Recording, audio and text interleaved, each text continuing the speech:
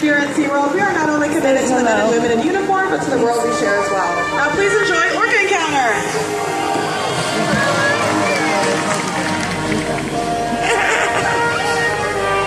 Literally right up there. So awesome.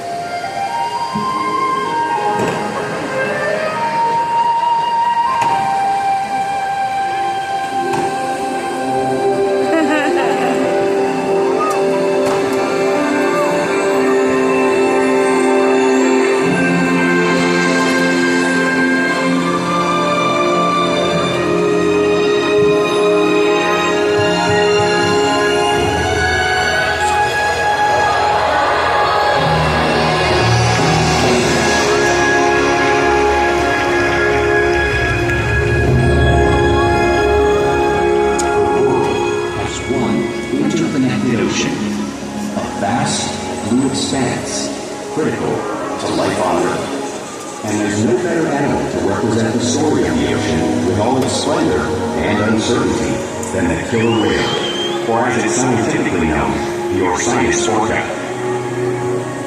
The orca lives in every corner of the ocean, from the Arctic to the Atlantic, the Southern to the Indian, to the mighty Pacific and beyond.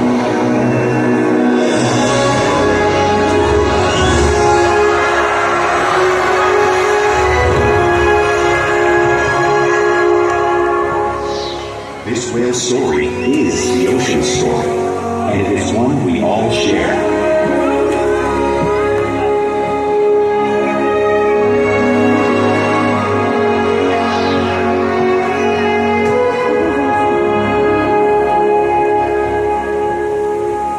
Hello everyone, and welcome to SeaWorld's Orca Encounter. My name is James, and it is my honor to introduce you to this intriguing and majestic. You okay? Yeah, I'm fine.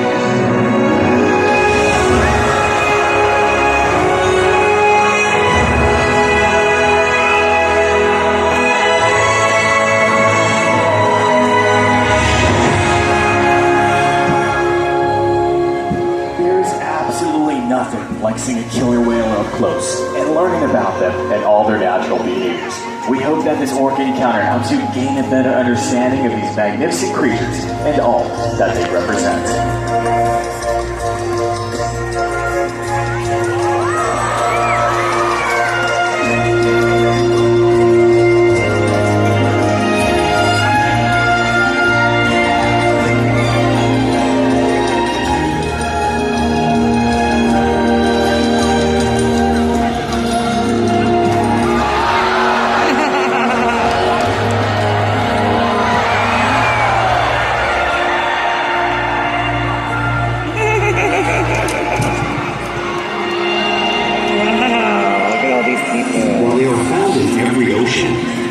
Orcas living off the coast of Iceland are quite different than those near Costa Rica.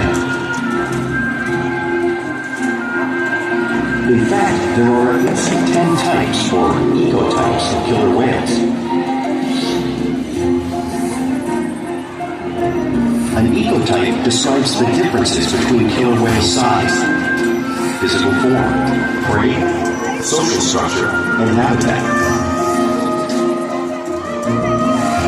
As you can see, the differences are subtle, but noticeable when compared side by side. Orcas are adapted perfectly to their environments. And even the whale's black and white coloration has a purpose. It camouflages the outline of their bodies in the water, making it easier for them to surprise and catch their prey.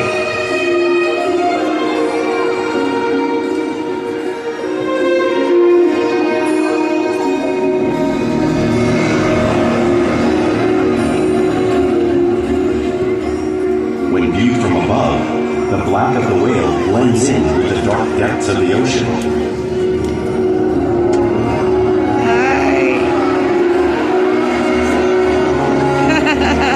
Viewed from below, He's waving. the orca's white bellies match the brighter surface of the water, blending with the light above, giving them the perfect camouflage.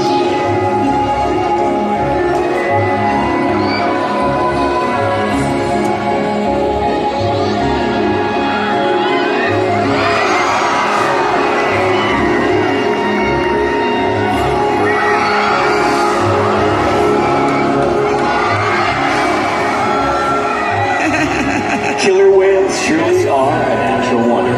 This might get wet. Orca here is going to help me show you some of their visible characteristics.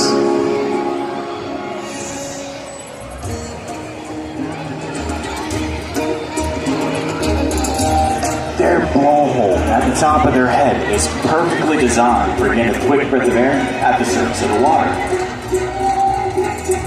Even their eyes work to their advantage.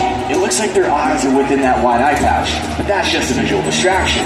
Their eyes are actually located in the darker area in front of the white eye patch, camouflaging from thrashing prey. The fin at the top of the whale, that's known as a dorsal fin. The dorsal fin helps stabilize the whale as it swims and helps regulate body temperature.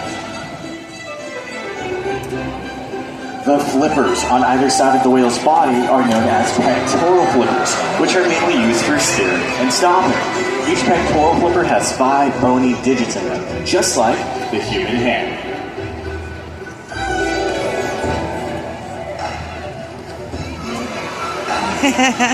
The lobes on either side of the whale's tail are known as tail flukes. The tail flukes are the engine of the killer whale, propelling them up to speeds of 30 miles an hour, which can be as fast as some of our speedboats. But a killer whale swims the fastest and uses the most power when they're propelling their nearly 10,000-pound bodies all the way up and out of the water.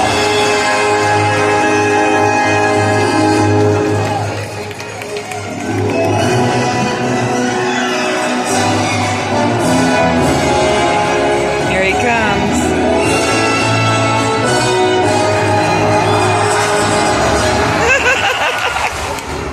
So cool. Beautiful. Killer whales are highly social animals with a well-defined social structure. An orca pod is always led by a female. Though just half the size of her male counterpart, she is in charge. Oh, see that? It's all She is in about charge. attitude, not size. Because She's they all live about and work as a attitude. group, orcas need to communicate with sounds and body language. Orcas use clicks for echolocation or navigation.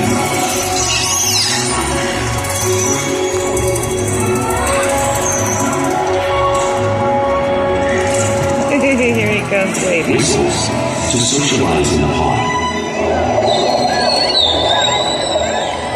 And calls for group coordination and hunting. Oh, there's 2 of them now. Where's the one from Free Willy?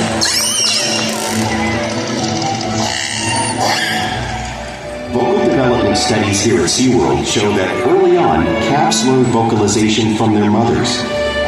But as they grow, they learn from others close to them as well. Standing because I want to. This is a bottlenose dolphin call that Shuka learned and even taught other killer whales here at SeaWorld. In fact, orcas are the largest members of the dolphin family.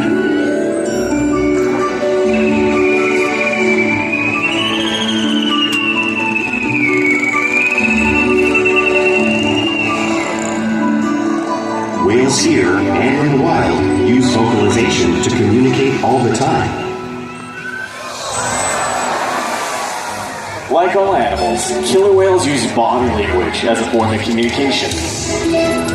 Pectoral flaps are used to display dominance and help get noticed. For example, a mother may use a peck slap to get her calf's attention. But when they won't even want to be heard, they'll breathe.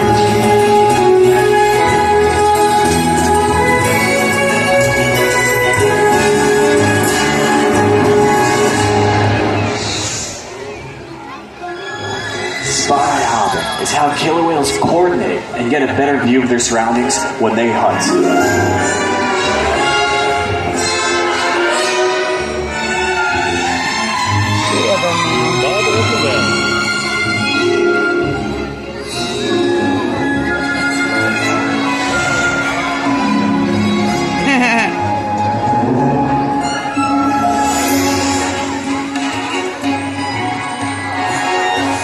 Flaps are also another form of communication killer whales use in the water. And of course, here at SeaWorld.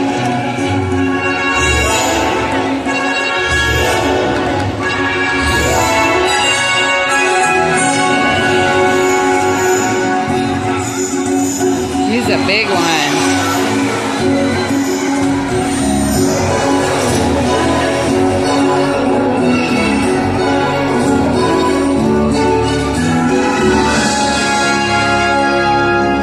Are excellent communicators, so it's no wonder why they're at the top of the ocean's food chain.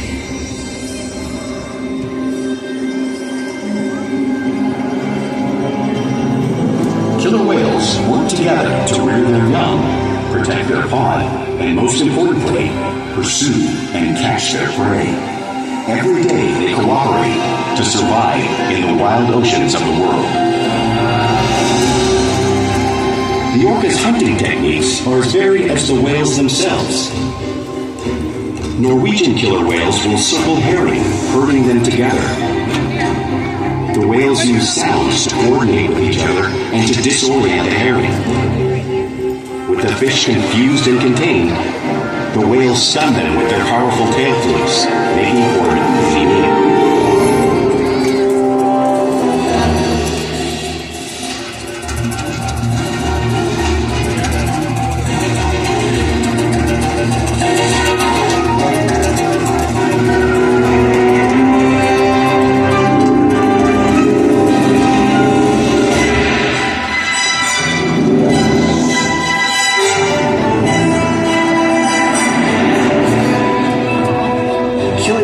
Southern hemisphere will capture sea lions by pulling them right off the beach.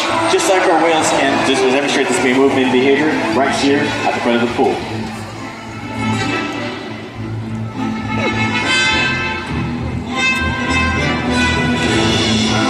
That was kind of cool.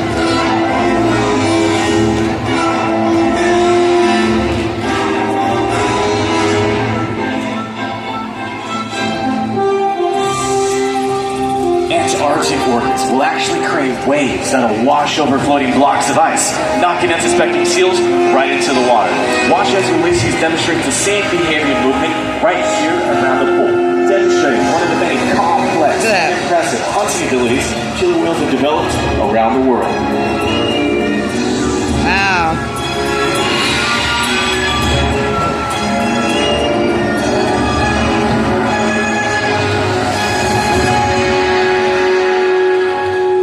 Now, you just saw all these waves crashing right here in front of you. However, you truly can't imagine the amount of water displaced until you've experienced it firsthand.